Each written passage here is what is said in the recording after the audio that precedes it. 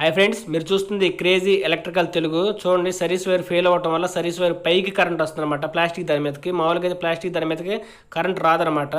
ఇది ఎక్కువ హీట్ వల్ల పోయి దగ్గర ఉంది, హీట్ వచ్చి సర్వీస్ వైర్ పోయింది. మామూలుగా మనకు సర్వీస్ వైర్ బ్రేక్ అవ్వడం అంటే పోల్ మీద పోవటం, లేకపోతే హెవీ లోడ్ వల్ల కాలిపోవటం, జాయింట్ డ్యామేజ్ అవ్వడం జరుగుతుంది. కానీ ఇక్కడ అలా కాదు, సర్వీస్ వైరు పైనే వస్తుంది కరెంట్. చూడండి, ఎక్కడ పెట్టినా సర్వీస్ వైర్ కరెంట్ వస్తుంది అనమాట.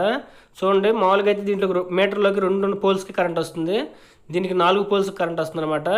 ఈ ప్రాబ్లం మనకి పోవాలంటే కొత్త సర్వీస్ వైర్ వేసుకుంటే ఈ ప్రాబ్లం పోతుంది అనమాట. నేను ఇక్కడ కొత్త సర్వీస్ వైర్ చేంజ్ చేస్తున్నాను. చూడండి, చేంజ్ చేసినాక దాని పైకి కరెంట్ రాదనమాట మీకు. చూడండి, ఇప్పుడు సర్వీస్ వైర్ కొత్త చేంజ్ చేశాను, రావట్లేదు కరెంటు. సర్వీస్ వైరు 5 సంవత్సరాలకి పూరిల్ వాళ్ళు, 10 సంవత్సరాలకి డాబా వాళ్ళు చెక్ చేయించుకోవడం మంచిది. ఎందుకంటే సర్వీస్ వైరు లైఫ్ కొంతకాలమే ఉంటుందన్నమాట. మనం వాడే వాడకాన్ని బట్టి కూడా సర్వీస్ వైర్ లైఫ్ అయిపోతుంది. ఇలాంటి మరిన్ని వీడియో కోసం సబ్స్క్రైబ్ చేసి లైక్ చేయండి ఫ్రెండ్స్. Thank you all.